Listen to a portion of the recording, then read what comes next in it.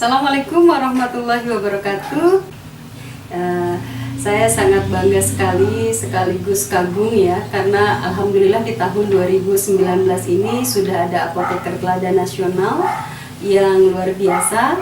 Beliau berasal dari Kalimantan Utara. Nama saya Muhammad Akbar, saya berasal dari Kalimantan Utara, Kabupaten Nunukan, tepatnya di Kecamatan Krayan. Sekarang bekerja di Puskesmas Lombawan sebagai apoteker penanggung jawab. Kurang lebih sekitar 5 tahun ya? Ya, kurang lebih 5 tahun Mas Akbar ini berkiprah di Puskesmas. Kemudian alhamdulillah dalam kurun waktu 5 tahun itu sudah menghasilkan satu inovasi yang luar biasa terkait dengan toga ya.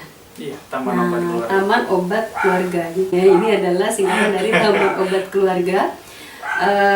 Kita akan mengorek sedikit, mudah-mudahan Mas Akbar bisa memberikan informasi kepada kita terkait dengan inovasi yang sudah dibuat ya, Iya. di Puskesmas Lombawan. Lombawan. Biasa, dan Mas Akbar ini teman-teman, beliau ini kan berarti nakes teladan tingkat nasional 2019 dan alhamdulillah mendapatkan juara ketiga. Jadi kalau 140 orang. Dari 29 provinsi. 140 orang dari 29 provinsi. Ya alhamdulillah banget ya, kita turut berbangga apoteker ada yang sampai maju ke 3 besar. Dan kalau di profesi tenaga kefarmasiannya ini berarti Mas Akbar adalah juara satunya sebetulnya. Boleh Mas Akbar silahkan diceritakan terkait dengan inovasi yang sudah dilakukan di Puskesmas Lombawan. Ya, inovasi ini berawal dari sebenarnya kecintaan saya karena wilayah Krayan itu hutannya masih terjaga. Oh gitu. Jadi ketika saya masuk, dan sebenarnya Krayan ini selalu diceritakan sama dosen karena memang ketika saya kuliah S1 Farmasi Unmul dulu, dosen selalu cerita tentang wilayah Krayan. Oh, Karena memang saya memang minatnya di herbal. Jadi saya kemarin itu ambil skripsi untuk S1 itu memang uji BCLT tentang daun sirsak. Jadi saya juga memang orientasi bahan alam ketika udah bekerja di Krayan, dan seperti kata dosen yang dikatakan itu bahwa Krayan hutan terjaga, dan memang iya masih bisa. Jadi sebenarnya program ini memang saya dari kuliah sebenarnya udah mulai jalan, dan namanya dari Piton memang. Oh gitu. Piton karena memang farmasi itu adalah ciri khasnya bagaimana ilmu masalah dari ular, yang bagaimana menghasilkan obat. Jadi sebenarnya Piton ini pertama pembibitan obat-obatan. Karena ketika pas saya di Klat Prajabatan itu ada inovasi, saya membuat buku untuk mendokumentasikan pengetahuan tradisional. Jadi Piton ini saya ubah lagi namanya karena ada Krayan, jadi pembibitan profil tumbuhan obat Krayan. Boleh diperlihatkan bukunya, Mas? Ya, jadi ini ada 2 buku yang saya buat. Sebenarnya yang pertama hanya 1. Jadi ini adalah warna biru, ini berdasarkan dari penyihir tradisional.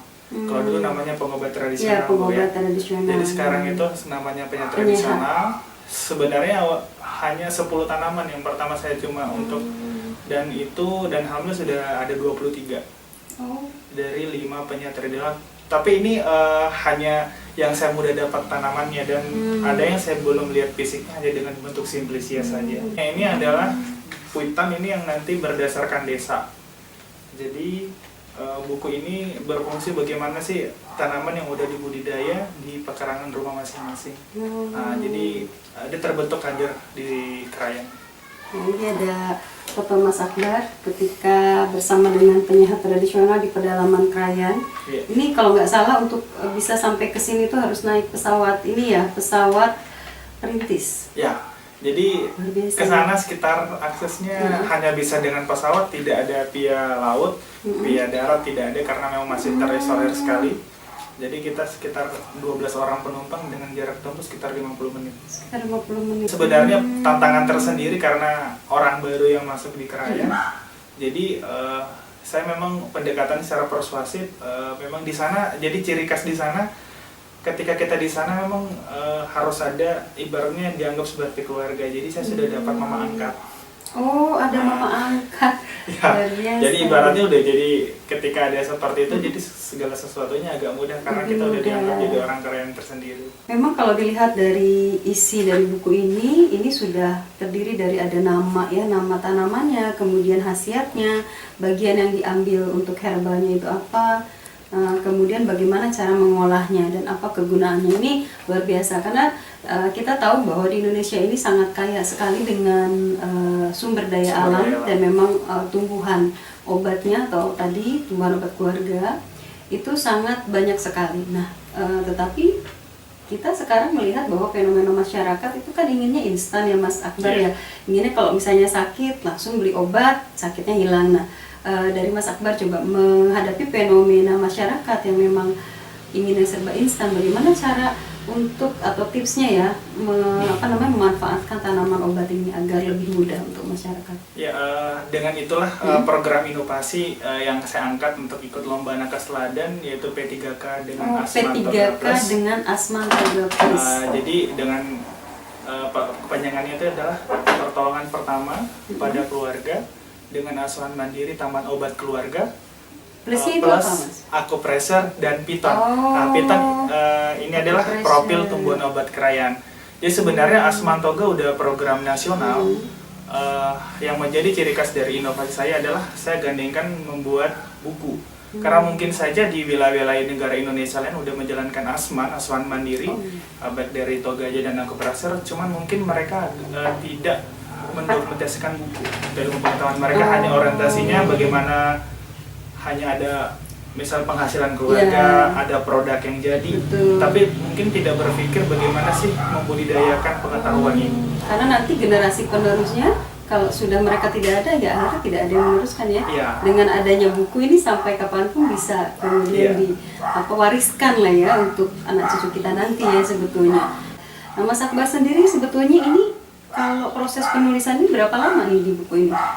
Kalau proses penulisannya tidak terlalu lama, jadi memang sebelum saya ke lapangan memang saya ada wawancara dengan penyiar tradisional dan saya memang berikan lewat lembar bahwa memang sudah ada seperti yang harus tercatat di dalam buku ini, dari misalnya namanya, apakah beliau tahu dengan nama Indonesianya, fungsinya, efek samping, jadi mereka nulis sendiri. Ketika mereka sudah menulis saya kumpulkan dan besoknya itu kita survei lapangan.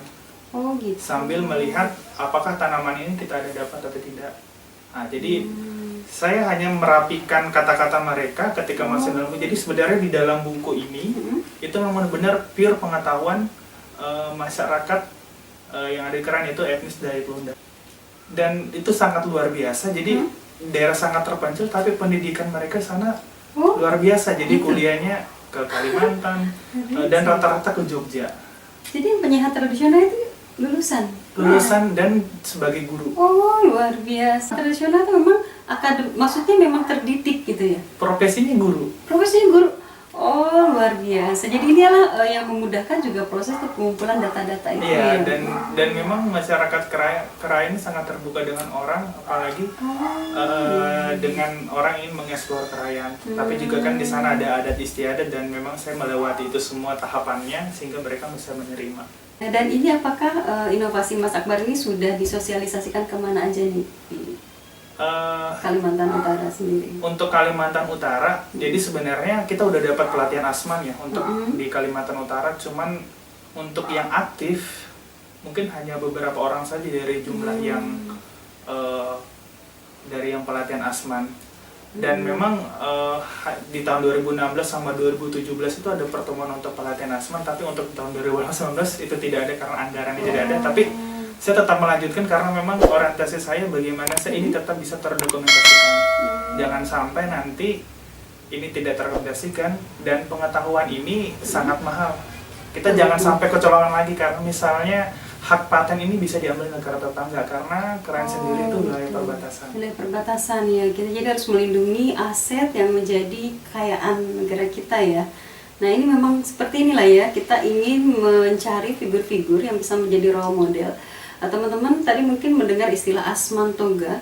Asman itu singkatan dari Asuhan Mandiri ya. Taman Obat Keluarga. Asuhan Mandiri Taman Obat Keluarga yang menjadi program Kementerian Kesehatan, yaitu menggabungkan bagaimana teknik pengobatan mandiri dengan tadi akupresur dan juga tadi ada tanaman obat ya, tanaman obat keluarga yang bisa dimanfaatkan. Luar biasa peran apoteker sekarang di puskesmas ini bukan hanya mengelola obat atau melayani resep ya, resep dari dokter ya, kemudian juga memberikan informasi obat, tetapi ada peran lain ya di sini di asuhan mandiri. Belum banyak sih Mas Akbar saya lihat, karena di beberapa tempat untuk Asman Toga ini bukan dipegang penanggung jawabnya, mungkin tidak semuanya apoteker. Nah kebetulan di puskesmas Mas Akbar ini saya sendiri ya apotekernya ya. Oh luar biasa. Di beberapa puskesmas ada yang memang kolaborasi antara tenaga kesehatan masyarakat dengan apotekernya. Tapi ternyata luar biasa ketika apotekernya juga menjadi penanggung jawab, dia bisa mengelola bahkan sampai ke tanaman obatnya, yang mendokumentasikan dan juga mengajari bagaimana cara pengolahan untuk obat tradisional di rumah. Nah Mas Akbar, ini dari inovasinya. Sudah berapa banyak masyarakat yang Mas Akbar berikan manfaat dari inovasi Mas Akbar ini kalau boleh tahu? Jadi sebenarnya targetnya sempit saja. Pertama bagaimana membuat satu desa percontohan. Oh desa percontohan. Jadi menjadi role model. Jadi tahun 2016 saya coba advokasi ketemu sama kepala desa. Dan itu alhamdulillah kepala desa tersebut adalah adik dari mama angkat saya.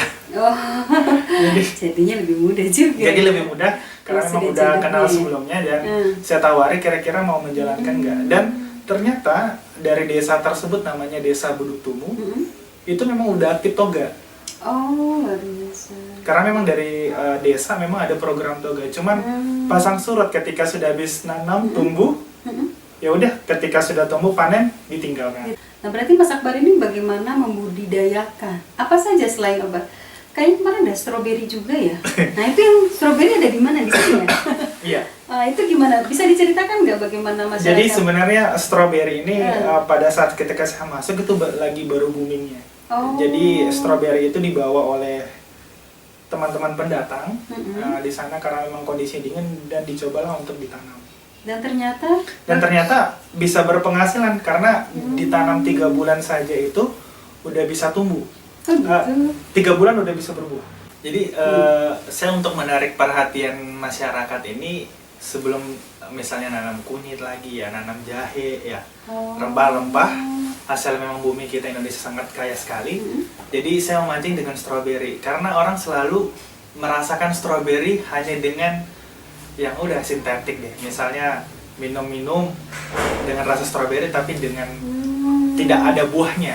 Nah, jadi saya bagaimana memancing, saya berikan mereka bibit. Saya dapatkan dari masyarakat teman juga, saya budidaya. Saya dari pertama nanam hanya misalnya sekitar 20, dan bibitnya stroberi sangat enak sekali dibudidaya, dan saya bagikan ke kader. Jadi selama 1 tahun saya bina. Dan saya kaget ketika mereka meminta untuk datang, tolong lihat toga kami. Oh luar biasa, jadi diberikan bibit, kemudian mereka menanam dan saling memberi kejutan ternyata. Dan ketika saya pergi, luar biasa, mengalahkan stroberi yang jumlah saya tanam sendiri. Luar biasa. Dan mereka ya udah, berarti konsumsi stroberi udah bisa. Dan sampai sekarang, stroberi mereka tanam dari awal sampai sekarang bisa dirasakan buah. Jadi memang Desa Budutumu ini saya selalu promosi ke desa lain, dan saya kebetulan diajak dari tim penggerak PKK kecamatan karena ada sosialisasi di situ, dan alhamdulillah diajak ke desa-desa lain untuk sosialisasi tentang, karena kegiatan toga ini juga ada sangkut pautnya dengan kegiatan dengan TPPKK. Jadi saya collab. Kolaborasi. Selain dari TPPKK, saya collab dengan program di puskesmas maupun dari Balai Penyuluh Pertanian. Jadi kan kita farmasi ini tidak tahu nih cara menanam. Betul. Jadi kita tahunya bagaimana ketika ada hasilnya kita olah menjadi obat. Betul. Namun dari misalnya pembibitan, bagaimana jenis tanah yang harus bagaimana pemupukan dari awal. Jadi saya kolaborasi dengan Balai Penyuluh Pertanian untuk mereka ranahnya mulai dari pembibitan, penanaman hingga menghasilkan. Jadi kita saling berbagi peran. Betul. Memang teman-teman, kita di Himpunan Seminat Farmasi Kesehatan Masyarakat atau Hisparkesmas, Mas Akbar, alhamdulillah kita juga memang salah satu misi kita juga untuk meningkatkan mutu pelayanan kefarmasian, tetapi juga memberdayakan masyarakat. Nah, pemberdayaan masyarakat ini kalau saya lihat berarti dengan Toga tadi ya, Iya. itu kans atau potensinya besar dong ya? Sangat besar sekali. Jadi salah satu dampak dari program ini dari desa percontohan itu, ada desa-desa lain bahkan kepala desanya yang mendatangi sendiri. Tolong bina kami untuk bagaimana pengembangan Toga. Jadi dari satu desa di tahun 2017-2018 ada 7 desa lagi yang mulai aktif sampai melakukan pelatihan. Total dari berapa desa?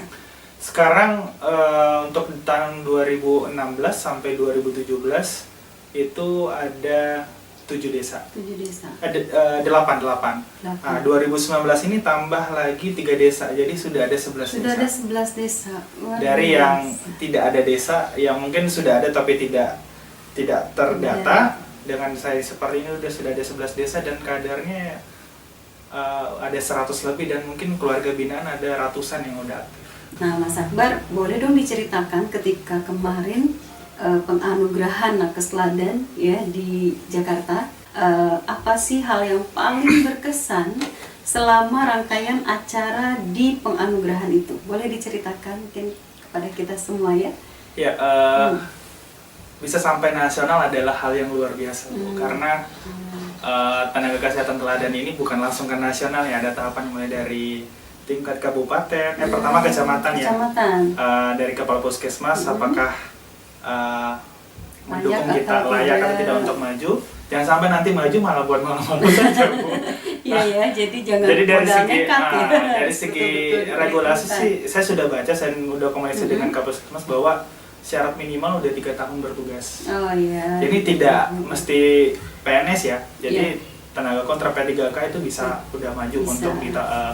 Mungkin tahun-tahun sebelumnya masih di lingkup itu, sampai sekarang udah bisa. Jadi karena saya sudah memenuhi syarat 3 tahun, diajukan ke Kapal Puskesmas. Di tingkat kabupaten alhamdulillah bisa juara 1. Dan untuk tingkat provinsi alhamdulillah juga juara 1. Juga, dari makanya sekitar bisa. ada 11 orang. 11 orang karena memang tingkat provinsi itu sudah tidak berdasarkan provinsi. Jadi gabung semua dan alhamdulillah bisa dapat peringkat heterogen, dan beliau juara pertama juga. Berarti memang bukan main-main ini. Dan itu memang kita didatangi, yang tingkat kabupaten didatangi lokasi, dicek lokasi. Benar nggak makalah yang kita tulis, yang kita presentasikan, benar nggak dengan apa yang benar nggak dengan apa realitanya gitu dan ya? mereka datang di sana dan mereka benar lihat. Jadi saya datang di sana hanya dia warga yang menyambut tim penilai. Mulai dari segala saya tidak ada. Jadi saya juga silakan mereka natural, apa yang mereka dapatkan silakan sampaikan. Jadi saya tidak ada kayak mengatur-ngatur mereka seperti apa untuk ketika tidak datang. Ada rekayasa ya, saudara-saudara. Gimana? Jadi tingkat provinsi alhamdulillah bisa juara 1 dan itu sesuatu yang wah ya, karena tidak menyangka. Karena di sana juga menunggu-nunggu, cuman kan terkadang menunggu-nunggu ternyata tidak ada sampai nasional, sempat informasi awal, jadi hanya tingkat sampai provinsi.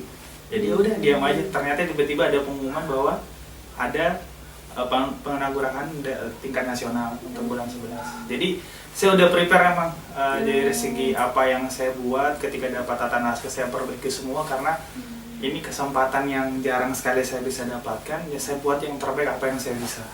Sambil komunikasi dengan teman-teman nakes dan yang tahun sebelumnya, apa sih di nasional seperti apa, dan dengan masukan-masukan mereka saya tampung, ternyata seperti nasional seperti apa gerakannya. Dan di saat nasional sangat luar biasa, orang berkumpul dengan inovasi yang terbaik dari berbagai provinsi, sekitar 29 provinsi dengan 140 orang, dan saya menganggap semua di sana itu memang adalah orang-orang terbaik dari seluruh Indonesia. Tapi memang harus ditentukan siapa yang terbaik dari yang terbaik. Jadi dari 140 orang terpilihlah makalah terbaik itu sekitar 30 orang. Terus dari 30 itu dibagi kelas jadi 3, jadi 10-10 itu presentasi. Itu dilakukan penilaian lagi. Dan memang pressure-nya agak tinggi ya, dengan kegiatan yang padat.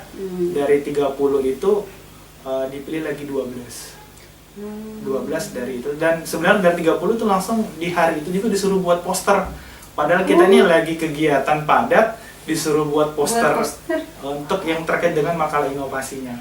Cetaknya di mana tuh? Cetaknya mereka, tapi kita diberi waktu cuma dari jam 3 sore sampai jam Allah, setengah 8. bener ini kalau yang nggak siap bagaimana ya? Jadi memang, Habis lah itu. jadi memang harus banyak teman.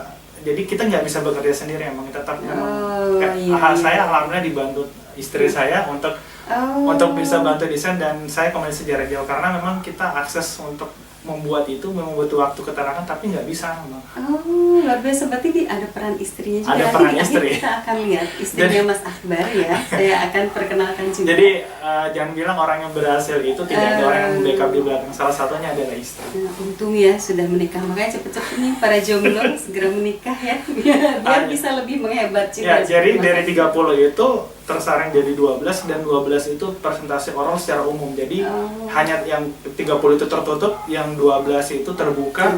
Dan ada 13 dari kementerian.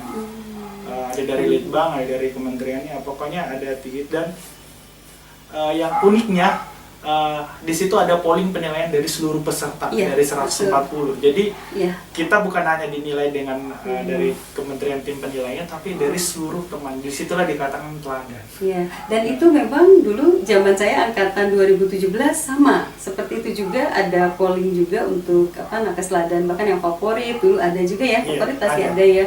Dan memang itu menjadi salah satu bagian penilaian untuk menentukan juara 1, 2, dan 3. Nah, alhamdulillah ternyata di 2019 ini lebih sempurna lagi ya untuk mekanisme penilaiannya. Mas Akbar, untuk teman-teman ya apoteker puskesmas di seluruh Indonesia, mungkin Mas Akbar bisa memberikan tipsnya bagaimana menjadi seorang apoteker teladan yang bisa memberikan kontribusi untuk masyarakat luas. Boleh diberikan? Iya, alhamdulillah di penanggulangan teladan kesehatan nasional bisa dapat predikat juara 3 umum, itu bukan sesuatu yang harus diululukan, dibangga-banggakan, tapi itu sebagai dorongan bahwa kita harus tetap rendah hati, bahwa masih banyak pekerjaan yang harus kita lakukan, terutama bagaimana meningkatkan derajat kesehatan masyarakat, biar bagaimana Indonesia itu bisa unggul ya.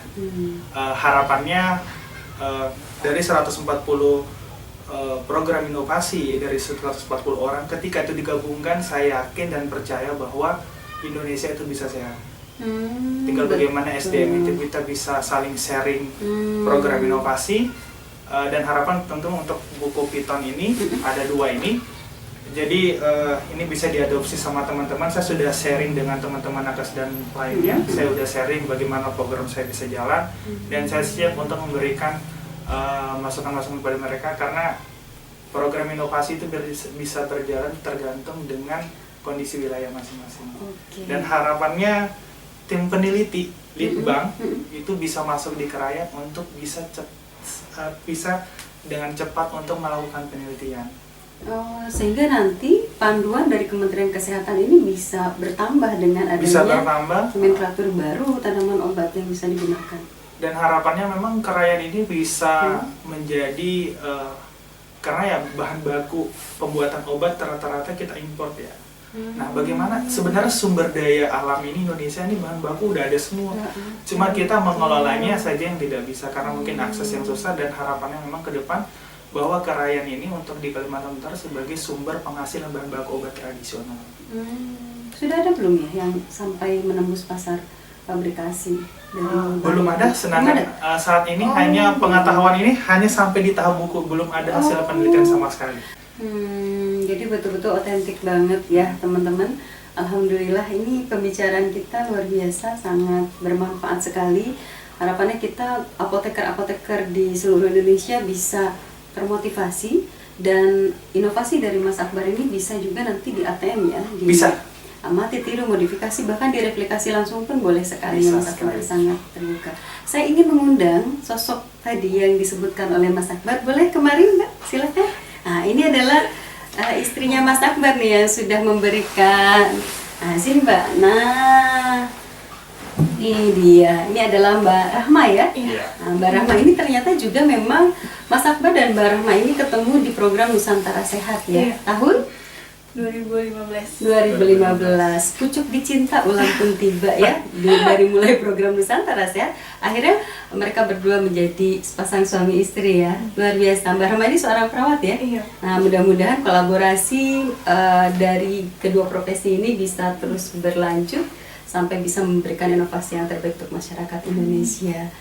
Mbak Rahma dan Mas Akbar, terima kasih sudah hadir di sini. Mudah-mudahan kita bisa bertemu lagi dengan tentunya inovasi yang baru yang bisa berguna untuk apoteker bahkan untuk masyarakat secara luas.